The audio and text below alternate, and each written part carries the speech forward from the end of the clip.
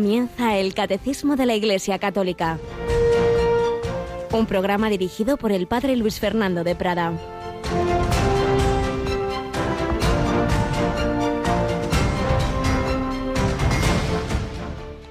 El Espíritu Santo vendrá sobre ti, y la fuerza del Altísimo te cubrirá con su sombra. Por eso el santo que va a nacer será llamado Hijo de Dios.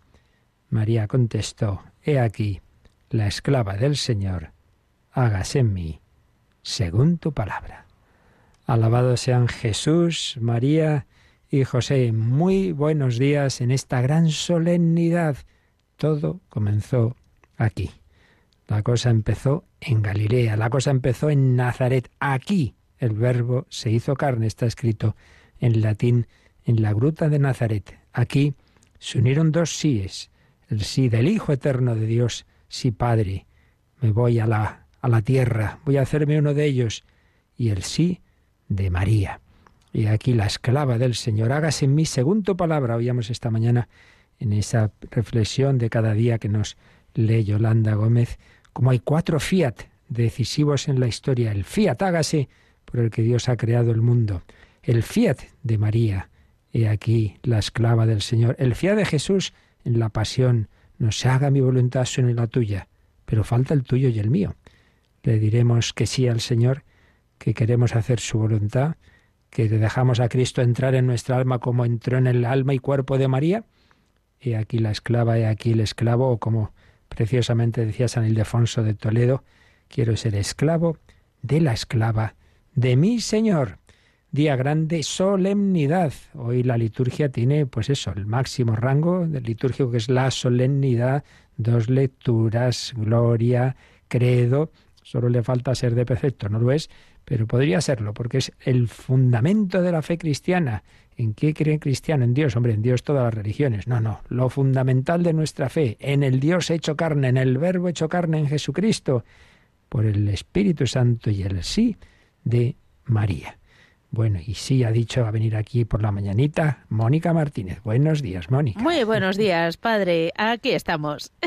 Con alegría también Radio María, en tantas personas que han dicho sí, desde nuestro querido fundador, fallecido hace cerca del año ya, Emanuele Ferrario, el padre Livio, y a todos los que dieron el sí aquí en Madrid, tanto sí es verdad que hacen posible que se siga extendiendo el mensaje del ángel, la buena noticia. ¡Qué maravilla! Es para dar gracias a Dios por ello y también pedirle que cada día, en cada momento, en cada decisión que nos toque tomar, le digamos sí a Él.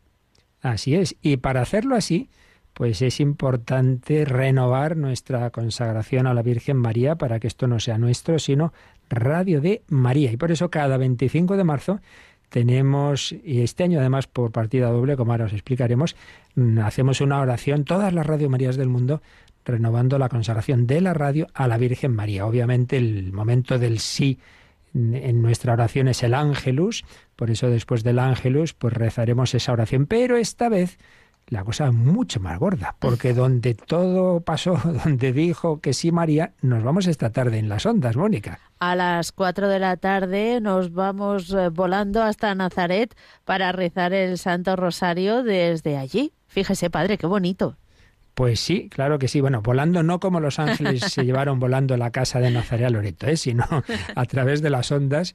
Pues vamos a conectarnos todas las Radio Marías del mundo, qué bonito, sí, con Nazaret, porque estamos en una peregrinación espiritual todo este año, y cada mes o 2 meses tenemos un rosario desde algún lugar especialmente significativo, casi siempre santuarios marianos, y empezamos por el más importante, donde María dijo que sí, Nazaret. A las 4 de la tarde, hora peninsular, 3 por tanto en Canarias, rezamos el Santo Rosario en latín y en árabe, porque allí hay cristianos que te queremos apoyar de lengua y raza árabe, pero de fe cristiana, que a veces nos hacemos líos pensando que los árabes son todos musulmanes, de ninguna manera. Los hay minoritarios, ciertamente, y lo pasan muy mal, y por eso razón de más para ayudarlos. Bueno, y también ya aprovechamos, Mónica, para Es decir, que con mucho retraso por todos estos problemas de las restricciones y de las normas de cada país, han salido los horarios de las celebraciones del Papa. De momento, bueno, ya están en nuestra página web, quien quiere puede verlas. Lo que sí que ya anticipamos es lo de este domingo, que además afecta al horario de los ejercicios espirituales, ¿verdad? Sí, a las 10:30 está prevista la misa del Santo Padre, con lo cual la meditación de los ejercicios, la tanda de las 11 de la mañana, la vamos a retrasar un poquito más hasta las 12:30. 12:30 en lugar de Generación Esperanza, que se emitirá en otro momento. Pues tenemos la meditación del Padre Benito, acordaos, todas las mañanas a las 11 hoy también. Nos da una preciosa meditación, pero este domingo se tiene que retrasar porque a esa hora estaremos con la Santa Misa del Domingo de Ramos desde San Pedro del Vaticano. Es la primera celebración del Papa, a 10:30 de la mañana, 9:30 en Canarias, y las demás ya podéis ver, como digo, en nuestra web los horarios. De todas maneras ya los iremos diciendo en los próximos días. Bueno, pues hoy vamos a interrumpir el relato de la conversión y de la vida cristiana de Carlos de Foucauld con una pequeña leyenda muy adecuada para este tiempo, ya tocando la Semana Santa, la leyenda del petirrojo. Mónica, a ti que te gustan los animalitos, ¿tú sabías que hay una leyenda del petirrojo? No, pero voy a estar muy atenta. Te vas a enterar, vas a ver qué bonito.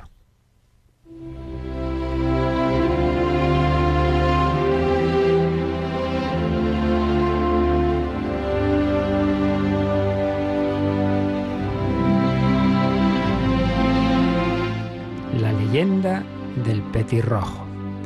Hace muchísimo tiempo existió un diminuto pajarillo.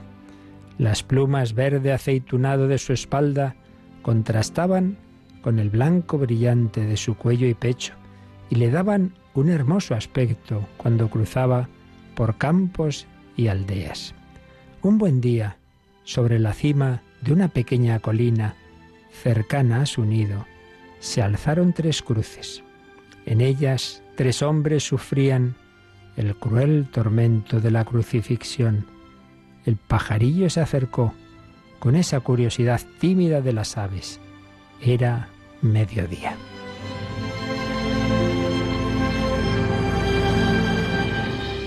Le llamó la atención el hombre que ocupaba la cruz central.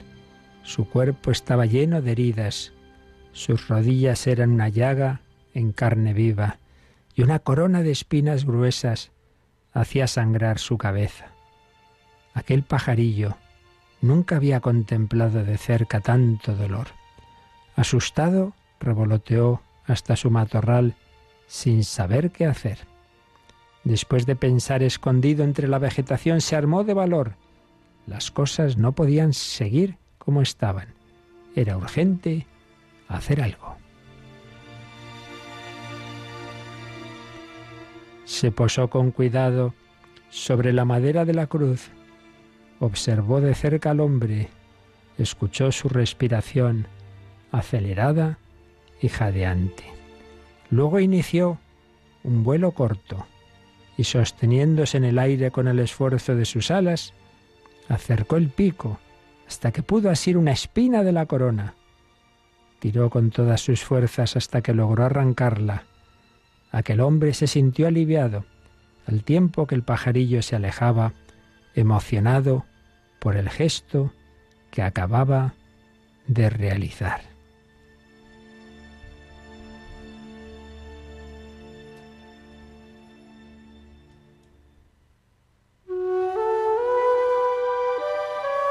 Dejó caer la espina bien lejos y volvió sus alas hacia la cruz, con intención de arrancar otra de las espinas, y así lo hizo una y otra vez. Con tantas idas y venidas hasta la frente sangrante, sus plumas blancas se mancharon de sangre. Llevaba el cuello y pecho de un color rojo intenso, pero no le importaba. Su única preocupación era arrancar el mayor número posible de espinas para proporcionar a aquel crucificado un poco de alivio.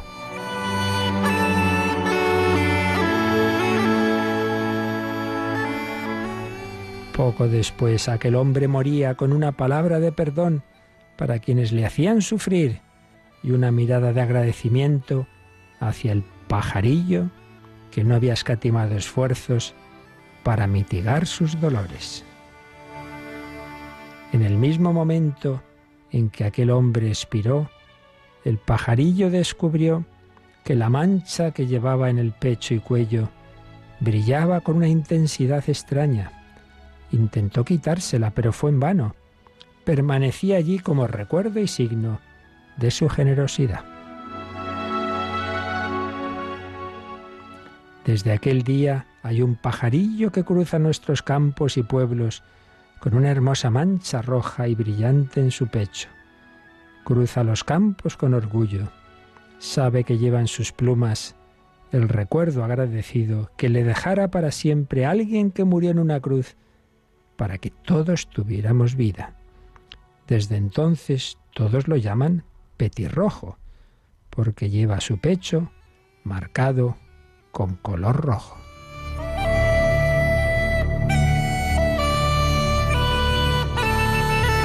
Ese pajarillo iba quitando las espinas de la corona de Jesús. También nosotros estamos llamados a contemplar a Jesús, a agradecer su redención, a reparar quitando espinas, dando alegrías por los disgustos que le damos, reparando por nuestros pecados y los del mundo entero. Amar al amor no amado, amor de reparación, amor de agradecimiento. Él ha muerto por ti y por mí. ¿No vamos a ser agradecidos? Pues se lo pedimos a la Virgen María, que estaba ahí al pie de la cruz, con su corazón, con su mirada. También ella quitaba espinas, si no físicamente, sí espiritualmente, y así lo pedimos, que lo hagamos también todos nosotros.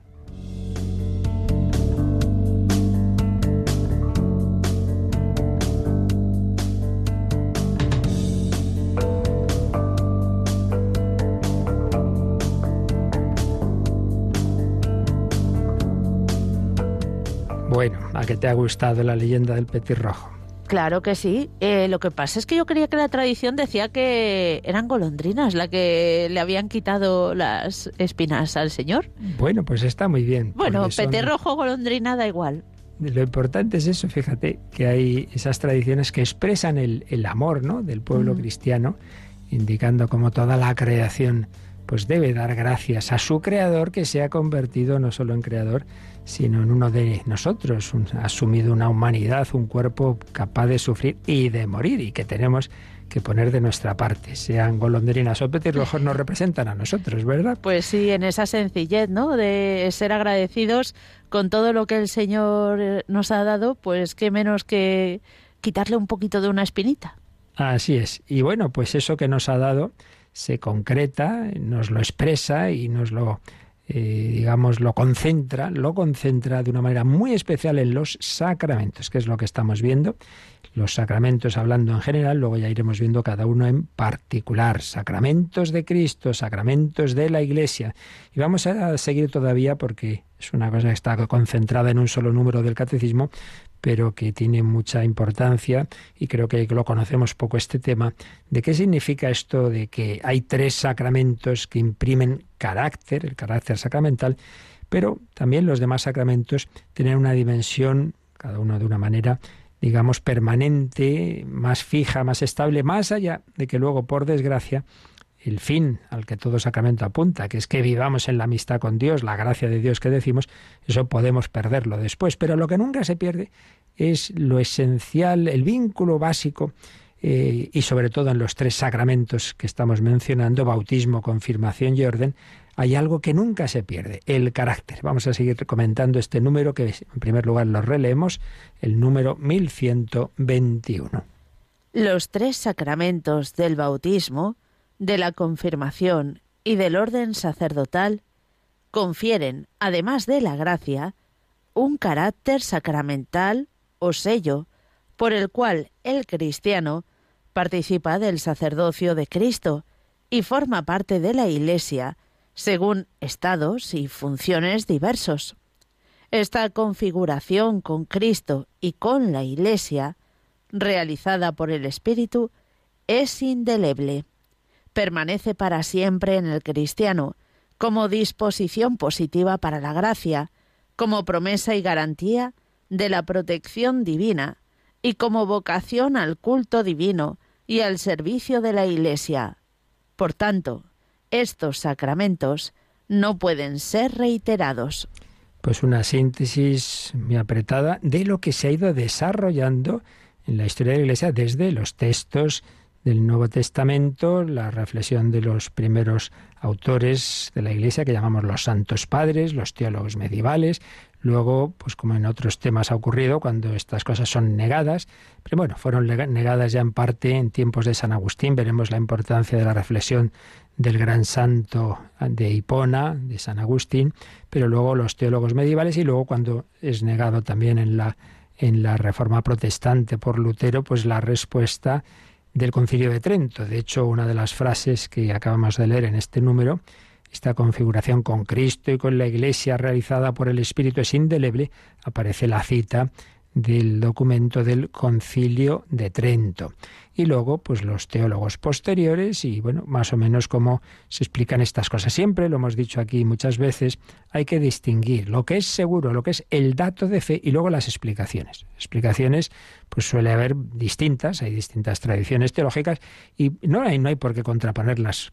Los misterios son siempre tan grandes que las explicaciones que quiero decir, las que están dentro de lo aceptable por la doctrina de la Iglesia, suelen insistir unas en unos matices, otras en otros, y muchas veces, pues eso, cada una nos da un punto de la verdad. También, evidentemente, habrá cosas en que alguna se equivoque, pero no importa mucho. Lo fundamental siempre es el dato de fe. Que luego lo entendamos mejor o peor, bueno, pues para eso está la teología, para pensar, pero no es lo esencial. Lo esencial es lo que yo necesito saber para mi vida cristiana. Y lo esencial que necesito saber para mi vida cristiana es que el Señor en los sacramentos, ¿qué hace en ellos? Pues por un lado, unirnos a Él. Lo principal siempre del sacramento es unirnos con Cristo. Pero en esa unión hay dos dimensiones, sobre todo en estos tres sacramentos. Algo que nunca se va a perder, aunque luego uno sea Judas, aunque uno se aparte del Señor, aunque luego uno viva en pecado. Mira, este es un mal hijo de esta familia, hace cosas muy malas, todo lo que quieras, pero sigue siendo de esa familia. Siempre será hijo de sus padres, siempre habrá recibido esa herencia familiar, cultural, genética, ese lenguaje, todo eso. Eso siempre está ahí. Bueno, pues tú siempre has sido bautizado, siempre tienes esa señal de haber sido adoptado en la familia de Dios. Eres hijo de Dios. No vives como buen hijo de Dios, eso es otra cosa. Pero el hijo pródigo seguía siendo hijo de su padre. Por tanto, ese carácter del bautismo, de la confirmación, has sido hecho hijo, y no solo eso, sino llamado a dar testimonio, y eres miembro de la Iglesia, que luego no lo haces, al revés, puedes dar antitestimonio, pero ahí tienes esa capacitación que tú recibiste. Este fue ordenado sacerdote válidamente. Bueno, pues luego puede abandonarlo, puede hacer cosas malísimas, pero su alma siempre es esa persona siempre es sacerdote. Y por eso hemos explicado que aunque uno no pueda ejercer el ministerio, lo ha abandonado, se lo han prohibido, etcétera. Sin embargo, si se encuentra ante un moribundo, por ejemplo, puede y debe darle la absolución, porque sigue siendo sacerdote para siempre. Y luego, en los demás casos, aunque no sea algo tan definitivo, tan estable, pero hay un vínculo más allá de que se viva luego, ya digo, en esa gracia de Dios, esa amistad con Dios, que es lo que busca todo sacramento. El caso clarísimo es el matrimonio. Han sido unidos por Cristo. Pues unidos están para siempre. Luego se pelearán, bueno, pues muy mal, pero la unión, el vínculo sigue ahí. Y así podríamos ir viendo en los demás sacramentos. Hay algo que permanece siempre y que nos invita, como dice también este 1121, es como una disposición positiva para la gracia. Es decir, como que algo te está llamando a decir, venga, que tú eres hijo, vuelve a casa. Lo que le pasó al hijo pródigo, pero si estaba mejor en casa. Hay algo en la persona que ha recibido los sacramentos que tira de él, aunque en ese momento no esté en la amistad, en la vida de gracia, tira de él a volver a casa. Por otro lado, también el carácter nos habilita y nos empuja a dar culto a Dios. Ojo, ya hemos explicado que el culto cristiano no es simplemente hacer reverencias y decir oraciones, que también, pero mucho más, es que toda la vida se ofrece a Dios. Hay que dar culto a Dios en toda la vida ordinaria.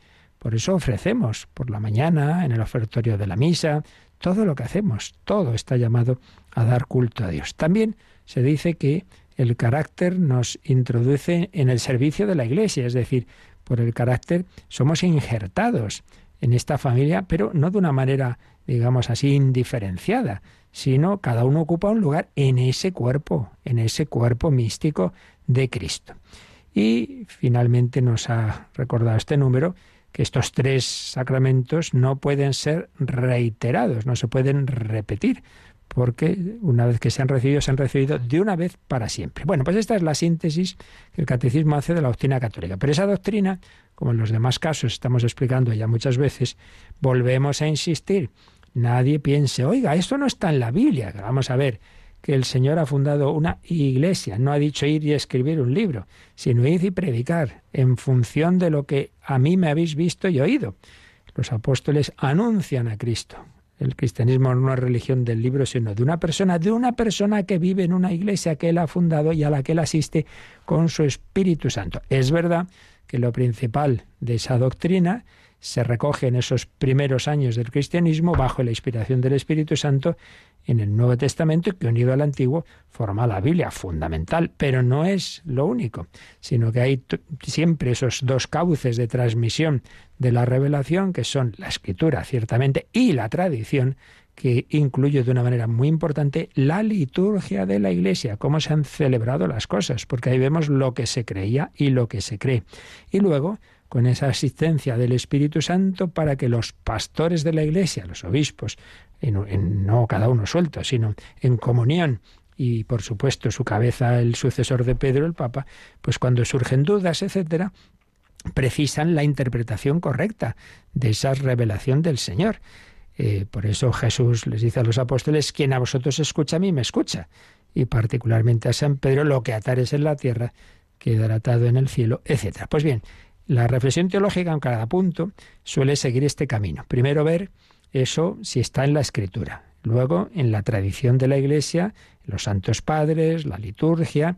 Luego en las declaraciones del magisterio de la Iglesia, concilios, papas, etcétera. Y luego, bueno, pues ya con todos estos datos se reflexiona sobre ello y se intenta, digamos, hacer una síntesis, una explicación, que ahí, como os decía antes, las explicaciones ya pueden ser diversas. Pues bien, así como intentando resumir en unos minutos, como podamos, lo esencial de toda esta síntesis teológica que aquí hemos visto en ese numerito del catecismo, pero que ahí están metidos de temas que durante 20 siglos se han ido pensando en ellos. Recordábamos los datos bíblicos, cómo aparece esa expresión sfragis, sello, como hay varias frases en el Nuevo Testamento que nos hablan del cristiano que ha quedado sellado por Dios. Recordemos solo esta frase de 2 Corintios 1:21. El Señor nos ungió, nos selló y ha puesto su Espíritu como prenda en nuestros corazones. El sello. Luego, cómo se habla claramente de una manera o de otra de un efecto estable del sacramento del bautismo. Cómo se habla de un nuevo nacimiento. Hemos renacido, hemos recibido como un nuevo cuerpo. Hemos quedado incorporados al cuerpo de Cristo, y asumiendo pues una misión y llamados a dar culto a Dios. Bien, esto lo veíamos el otro día. ¿Qué viene después? Bueno, pues lo que os decía, la reflexión de los primeros grandes teólogos de la historia de la Iglesia, que son los santos padres. Ellos recogen esa imagen del sello, el sello que el fiel recibe en el bautismo. En diversas homilías de los santos padres se usa un símil muy lógico, que es el de la oveja, que ha quedado errada por la marca de Cristo, para que el buen pastor la reconozca, y ella a él. Estamos siguiendo una vez más la síntesis del manual del padre José Granados García sobre los sacramentos. Y nos recuerda esto, ¿no? Como los santos padres usan ese símbolo de la oveja marcada. Esta oveja es del buen pastor para siempre. Somos de Cristo. Luego la oveja se puede escapar, se puede perder, pero lleva la marca, lleva el sello. Eso es para siempre. También en la liturgia se constata algo que siempre se ha mantenido, y es que el bautismo es irrepetible. Y aunque un creyente apostate de la fe, dirá Tertuliano, feliz el agua que lava una sola vez. Si luego se arrepiente y vuelve, no hay que volverle a bautizar. Y aquí nos encontramos, como en tantos otros temas, con la importancia de la reflexión de San Agustín, que además se encuentra con que había algunas teorías, los donatistas y diversos grupos, que decían que no, que cuando alguien se había separado de la Iglesia, pues que y luego volvía, etcétera, que había que volverle a bautizar. Bueno, hay una serie de cismas, una serie de problemas, y ante todo eso San Agustín va a enseñar que no, que los cismáticos no dejan de estar bautizados, y que si regresan al redil, pues sí, habrá que poner una penitencia, pero no hay que volverles a bautizar. La huella del bautismo no desaparece, sí desaparece la caridad. Es decir, uno rompe la amistad con Dios, pues pierde esa caridad. Al recibir el bautismo recibimos fe, esperanza y caridad. Por el pecado grave se pierde la caridad. Por el pecado contra la esperanza. Se puede llegar a perder la fe, pero no se pierde el algo. Ese algo es lo que se va a llamar el carácter. Y San Agustín pues pone otra imagen. Dice que los soldados del Imperio Romano recibían en su cuerpo pues una especie de marca también, como un tatuaje que no se quitaba. Bueno, pues luego ese puede desertar, pero seguirá llevando la marca del imperio. Si pide clemencia para regresar a filas, el emperador no le hace imprimir un nuevo signo. No. Entonces dice San Agustín, ¿va a valer menos el bautismo ante Dios que el sello militar ante el César? Así pues, tú has recibido ya el bautismo, tú has nacido de nuevo, no puedes volver a nacer, eso ya está. Hay un efecto permanente del bautismo. Y entonces, si viene un cristiano que ha sido bautizado en una comunidad herética o cismática, ¿hay que bautizarlo? No hay que bautizarlo. Si esa comunidad tiene la fe en la Santísima Trinidad, si ha bautizado, pues eso, con la fe cristiana, pues ya está, ha sido bautizado. Más aún, si un sacerdote ordenado válidamente, pues se separa de la Iglesia, es cismático, y luego vuelve, algunos decían, pues hay que volverlos a ordenar, porque este se separó y hizo muy mal, pero no hay que volverle a ordenar, porque fue ordenado sacerdote, pues lo sigue siendo. Y además, los sacramentos que él ha administrado, pues son válidos, porque eso, él sí que era sacerdote ordenado válidamente.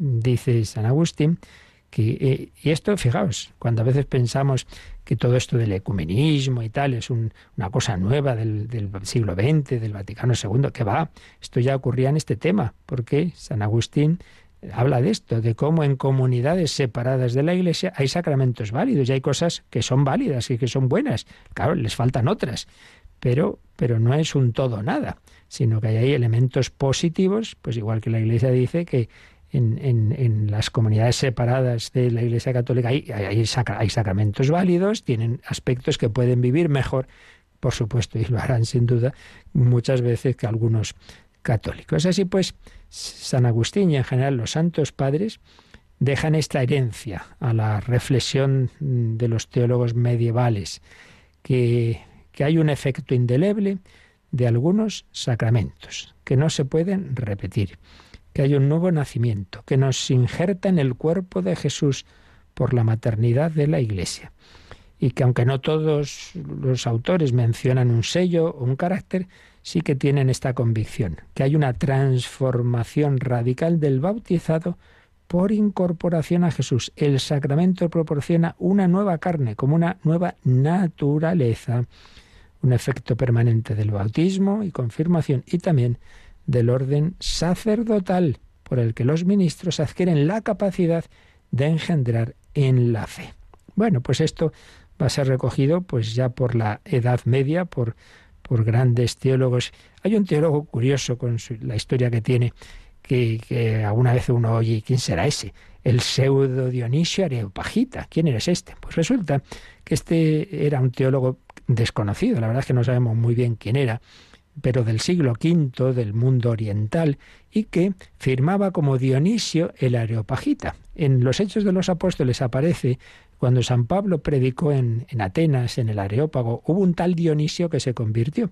Entonces se pensó que este autor del siglo V, claro, en aquella época que había en fin, que no es como ahora que tenemos todos los documentos bien guardaditos y tal, no, pues con toda la crisis del Imperio Romano y en fin, todo el desorden que hubo y que no había los papeles que tenemos hoy día, pues se confundió y se pensó que era ese Dionisio, discípulo de San Pablo. Entonces se le dio mucha importancia a las obras de este buen señor del siglo V. Y claro, de eso nada, no era el Dionisio del siglo I, era un teólogo oriental. Pero el caso es que, claro, como se le dio mucha autoridad, influyó mucho su reflexión. Entonces tiene cosas muy interesantes, pero también estaba muy influido por la filosofía neoplatónica, con lo cual toda esa corriente siempre tiende a espiritualizar todo mucho, a dar poca importancia a lo material, al cuerpo, etcétera. Pero bueno, dicho eso, tiene aportaciones importantes, ¿no? Por ejemplo, él insiste en que el bautismo, que transforma al cristiano, es el que le capacita para dar culto a Dios. Uno de los elementos que antes hemos dicho. Solo el que recibe el bautismo puede participar en la asamblea ordenada según diversos grados. También en ese planteamiento neoplatónico es muy importante eso de los distintos grados. Platón pues hablaba de las distintas clases, digamos, o grupos de personas que forman una sociedad, pues también este Dionisio va a hablar de los distintos estados de vida en la Iglesia. Y también nos dice que la transformación bautismal pues implica como una iluminación, una luz que recibimos del Señor. Pues es verdad.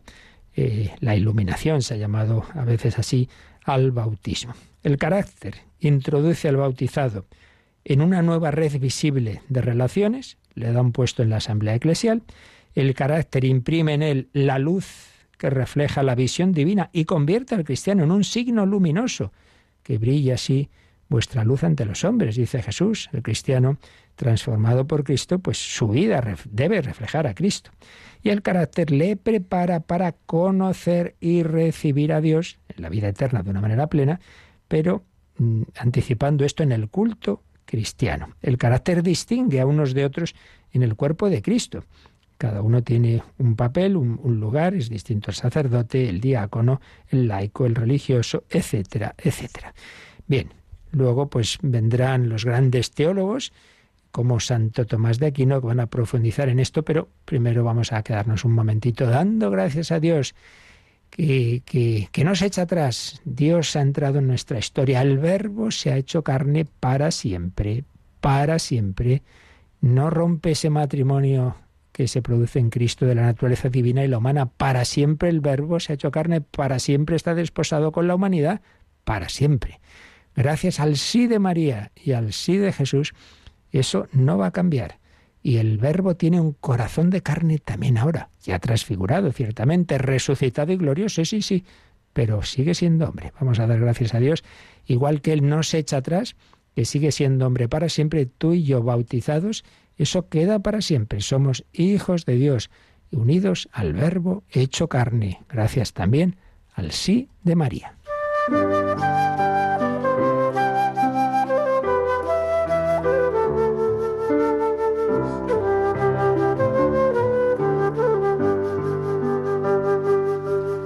Comenzó a latir en el seno de María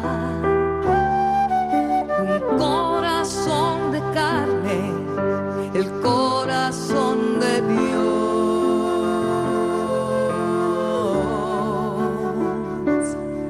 Es un corazón que goza cuando ríes, que sufre cuando lloras y sabe consolar, sabe de dolores y de soledades, conoce el abandono, conoce la traición. Es compasivo y goza al perdonar. Es una hoguera capaz de sanar. Con su mirada puede transformar.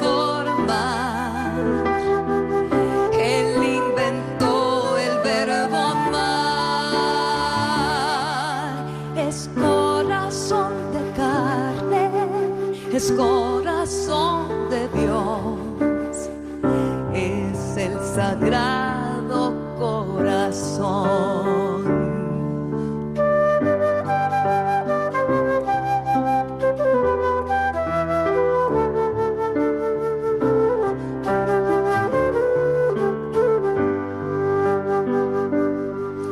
Ese corazón es manso y es humilde, es un lugar seguro para irte a refugiar. Corazón que es fuente de misericordia, de amor hasta el extremo, que late en una cruz. Un corazón que se entregó por mí y que está herido por la ingratitud. Me pides, ámame al menos tú. Vengo a entregarte mi amor. Es corazón de carne, es corazón de Dios, es el sagrado corazón.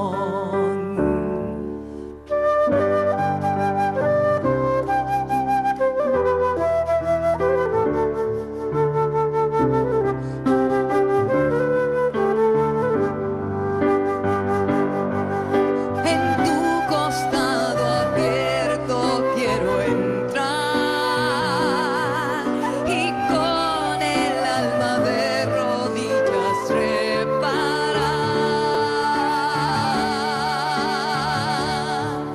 Es corazón de carne, es corazón de Dios, es mi sagrado corazón.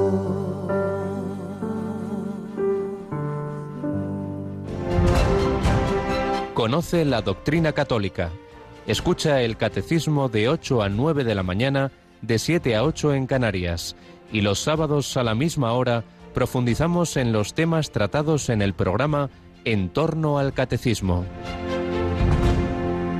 Corazón de carne, canta Marcela de María. Pues sí, en nuestra carne recibimos la gracia de Dios a través de los sacramentos de una manera muy especial y algunos de ellos una marca en nuestro ser que llamamos el carácter. En la Edad Media hay una especie de síntesis de lo que se iba reflexionando sobre este tema y hay una especie de definición que algunos autores llaman la definición magistral, muy bonita. Dice que el carácter es una imagen impresa en el alma que configura la Trinidad creada a la Trinidad creadora y recreadora. ¿Qué es eso de la Trinidad creada? El alma con sus tres potencias, memoria, entendimiento y voluntad. Esas potencias capaces de recordar, memoria, conocer, entendimiento y amar, voluntad, al Padre, al Hijo y al Espíritu Santo. La Trinidad creada, nuestras potencias, han quedado elevadas para poder conocer, recordar y amar al Padre, al Hijo y al Espíritu Santo. El carácter se apoya en esa condición de imagen que tiene el hombre como criatura. El hombre ha sido creado a imagen y semejanza de Dios y esa imagen ha sido ya llevada a plenitud en Cristo, porque Cristo es la imagen visible del Dios invisible, del Verbo hecho carne. Que hay que insistir una y otra vez, que la importancia de la encarnación. Hemos sido creados no como espíritus, no somos ángeles, tenemos un cuerpo. Bueno, pues el Verbo también ha asumido un cuerpo humano. Y entonces también la liturgia y los sacramentos tienen muy en cuenta esa corporalidad. A fin de cuentas, el sacramento de los sacramentos, que es la Eucaristía, es el cuerpo de Cristo, el cuerpo y la sangre de Cristo. Bien, pues se reflexiona sobre todo esto, se ve en estos teólogos de la Edad Media, sobre todo en Santo Tomás, el nexo entre el carácter y esa condición encarnada que tenemos. Encarnada, es decir, nuestra carne, nuestro espíritu se expresa en nuestro cuerpo. El carácter nos conforma con el cuerpo de Jesús. Entonces Santo Tomás, como ya vimos en otro momento, en los sacramentos insiste mucho en la humanidad de Cristo. Dios nos santifica con signos materiales porque primero Él ha asumido una corporalidad material. Entonces el sacramento pues nos une a ese cuerpo de Cristo.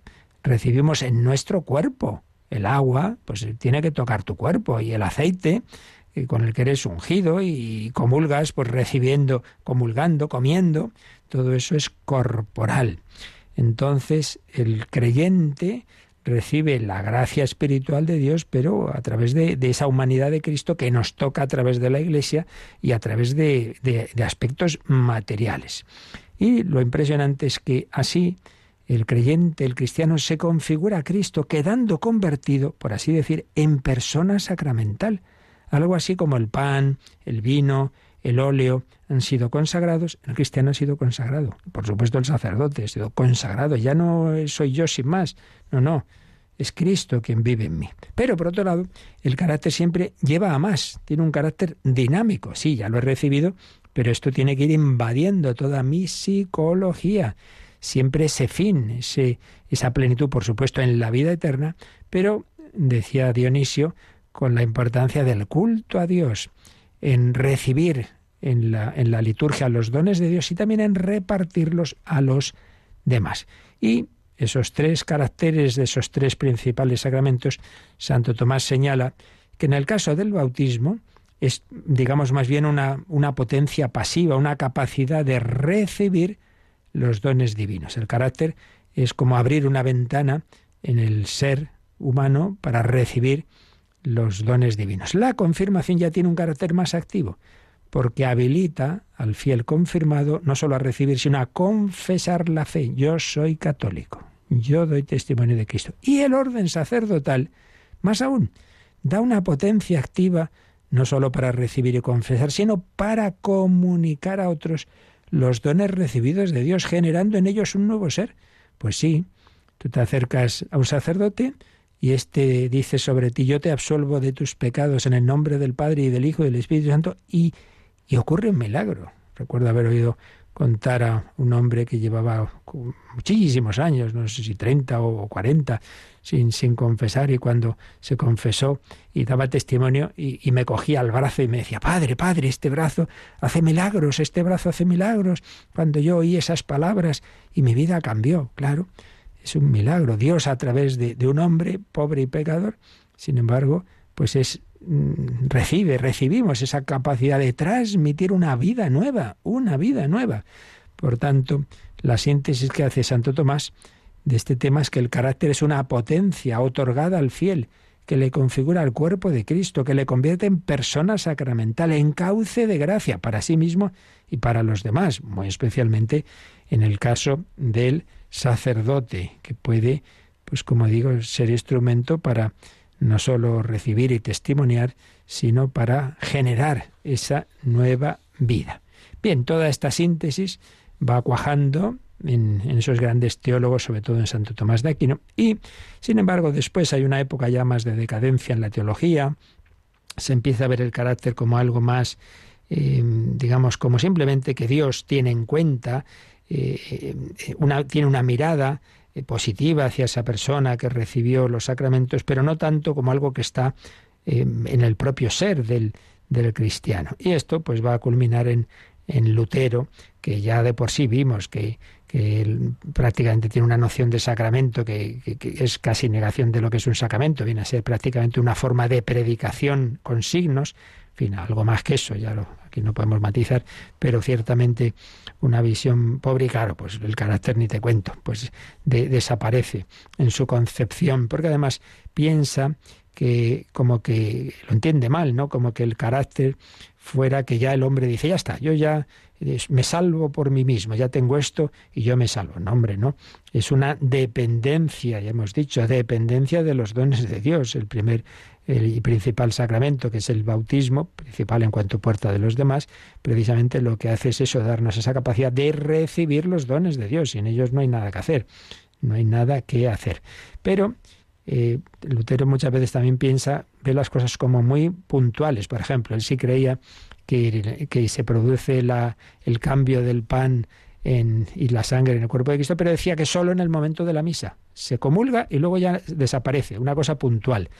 Y pues algo así. Entonces el cristiano sí, vale, ha recibido el bautismo, pero no ha quedado en él esa transformación, ese carácter. Eso sí, si piensa que el bautismo no puede repetirse. Bueno, en cualquier caso, con las diversas teorías que surgen en torno a la ruptura protestante, pues el Concilio de Trento, recogiendo ya declaraciones del magisterio anterior, porque ya había habido papas como Inocencio III, Gregorio IX, Concilio de Florencia, etcétera, que ya habían no simplemente hecho teorías, sino precisado cosas seguras de nuestra fe, y las resume también el Concilio de Trento, bueno, a fin de cuentas, en lo que hemos leído antes en nuestro catecismo, porque así una definición de alto nivel magisterial no ha habido posteriormente al Concilio de Trento. Este nos va a decir que el carácter es un cierto signo espiritual que distingue de los demás, impreso en el alma de modo indeleble,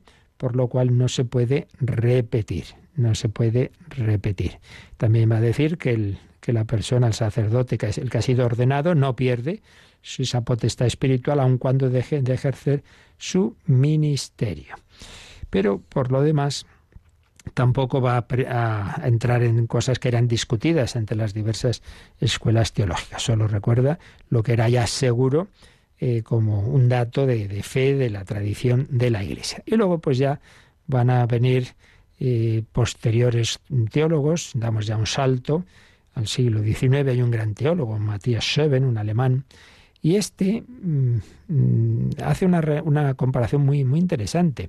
Jesucristo sabemos que es Dios y hombre, y se habla de la unión hipostática. Esto ya lo explicamos al hablar de Cristo. ¿Qué es la unión hipostática? Que en una sola persona hay dos naturalezas, la divina y la humana. Entonces Cristo siempre, siempre, desde su concepción es Dios y hombre, siempre. Pero es verdad, y esto es una cosa que a veces olvidamos, es verdad que su humanidad, aunque siempre sea la humanidad del Hijo de Dios, su alma recibe también la gracia del Espíritu Santo. A veces hay personas, como en estos tiempos, muchas veces lo que se niega es la divinidad de Cristo, a veces se van al otro extremo y a veces son un poco monofisitas y se piensan que cuando se habla de que Jesús recibe el Espíritu Santo, dice, pero no, si ya era Dios, sí, claro, y eso que tiene que ver con que su alma humana recibe también la gracia de Dios, la Espíritu Santo, y por eso cuando en el bautismo se dice que el Espíritu desciende sobre él, quiere decir que se comunica aún más, o sea que Jesús como hombre seguía recibiendo esa comunicación del Espíritu Santo, sin dejar de ser Dios. Pues bien, Matthias Scheven dice, así como Cristo siempre, siempre es, desde el primer instante, es el Hijo de Dios, pero eso no quita que luego reciba nuevas comunicaciones del Espíritu Santo en su humanidad, el cristiano bautizado siempre es Hijo de Dios por el carácter, eso ha quedado ya así, pero su alma luego puede o no, ahí está la diferencia con Cristo, claro, que nosotros podemos rechazar esa gracia de Dios, pero también puede crecer, y debe crecer, más y más comunicación de Dios, la vida de la gracia. Pero lo que nunca se pierde es el carácter. Pues algo así como Cristo siempre, por la unión hipostática, era el Hijo de Dios. Bueno, no acabamos con esto, esta síntesis de la teología del carácter, así que ya la seguiremos el próximo día para que tengamos unos últimos minutos de reflexión y también de consultas, alguna quedaba pendiente, y si da tiempo alguna que hoy hagáis, pues ahora nos recuerdan cómo mandárnoslas. Participa en el programa con tus preguntas y dudas. Llama al 91005-9419, 91005-9419. Puedes escribir un mail a catecismo@radiomaria.es o escribirnos un mensaje al teléfono de WhatsApp 668 594 383, 668 594 383. El Verbo se hizo carne para siempre, gracias al sí de María. Vamos a escuchar el Ave María en arameo, que seguramente sería la lengua en que le habló el ángel a la Virgen María.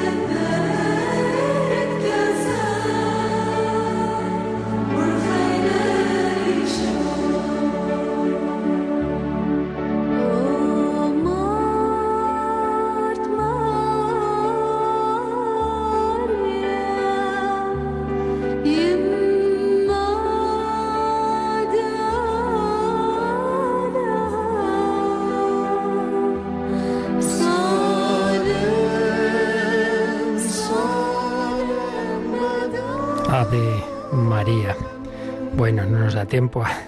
Últimamente se acumulan muchas preguntas. Tenía pendiente hacía ya algunos días, había escrito a un oyente muy simpático que se pregunta si tengo el don de la ubicuidad para estar en tantos sitios y programas. No hay tal don. Hacemos lo que podemos, pero bueno. Y reflexiona mucho sobre esa escena del niño en el templo y no entiende esa palabra de que María y José no entendieron la respuesta de Jesús. No sabíais que yo debía estar en la casa de mi padre, que por cierto se puede traducir de dos formas, la casa de mi padre o las cosas de mi padre. Bueno, no hay que dar tantas vueltas a las cosas. Lo que ciertamente no significa es que ellos no sepan de quién es hijo. Lo sabe perfectamente. Es el hijo del Eterno Padre. Pero eso no quiere decir que ya entiendan todo, porque sea el hijo del Eterno Padre tiene que quedarse aquí sin avisar y tiene que estar aquí 3 días dándonos este susto. Pues es lógico que no entendieran. Entonces, es bonito que seamos conscientes de que tener fe, y más fe que María y José nadie tiene, no quiere decir que entendamos. Creer no es entender, creer es fiarse. Y que siempre el misterio de Dios, en el más santo, y la más santa es la Virgen María, nos supera. Siempre, siempre. Si no, no sería Dios. Si yo entiendo perfectamente a otro, pues entonces que no es Dios. Porque Dios es eterno, infinito, y nosotros somos criaturas muy limitaditas, y por tanto nunca vamos a entender a Dios, y menos el misterio del Dios hecho carne. Creo que también alguien preguntaba explicar más lo de la unión hipostática. Es que eso, claro, lo explicamos durante varios días, en la medida de lo posible, cuando hablamos de la segunda parte del credo, ¿no?, sobre Jesucristo. Ahí hay que mirar esos números del catecismo, cuando nos hablan de que Cristo es una única persona con 2 naturalezas. Claro, eso lo expliqué en varias horas. En un minuto lo único que puedo decir es eso, hipóstasis, una palabra griega, que el significado final que asume en la teología católica es persona. Entonces, así en 2 palabras, digamos esto. ¿Quién viene por ahí? Viene Juan. ¿Y qué es Juan? Médico y abogado. Entonces, la pregunta ¿quién?, el sujeto, eso responde esa es la persona. ¿Quién es? ¿Quién? ¿Pero qué es? En el ejemplo es 2 profesiones, ¿no? Médico y abogado. Pues bien, apliquemos esto a Jesús. ¿Quién viene por ahí? Es Jesús. ¿Y quién es Jesús? El Hijo de Dios, la segunda persona de la Trinidad. ¿Pero qué es Jesús? Dios y hombre.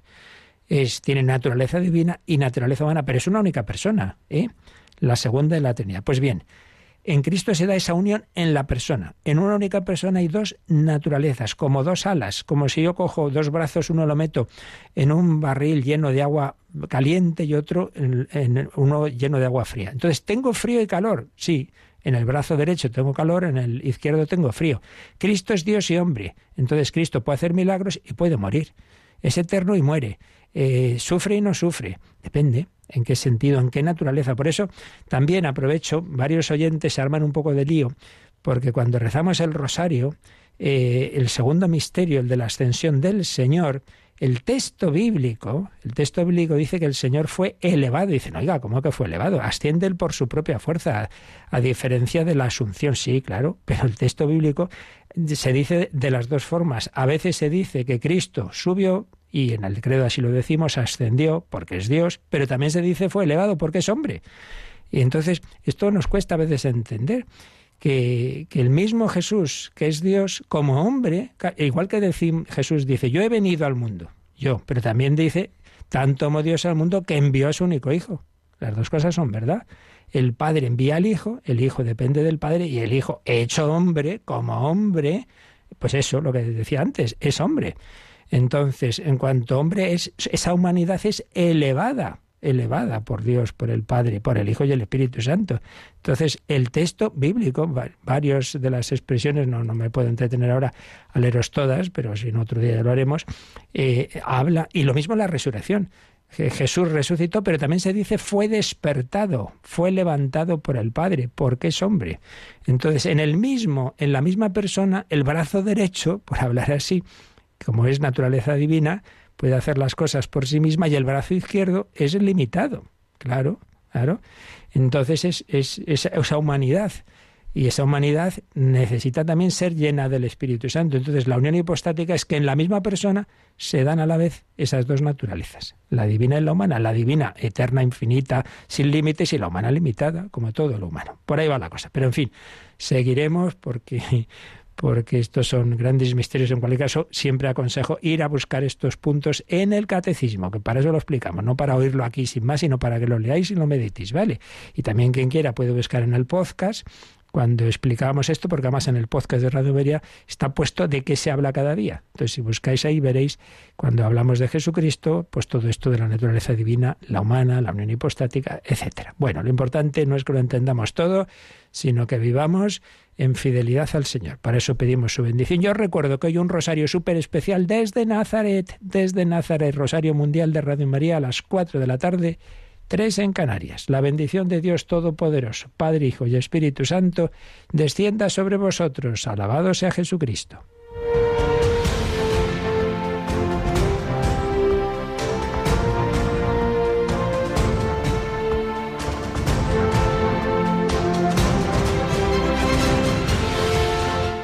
Han escuchado en Radio María el Catecismo de la Iglesia Católica, un programa dirigido por el Padre Luis Fernando de Prada.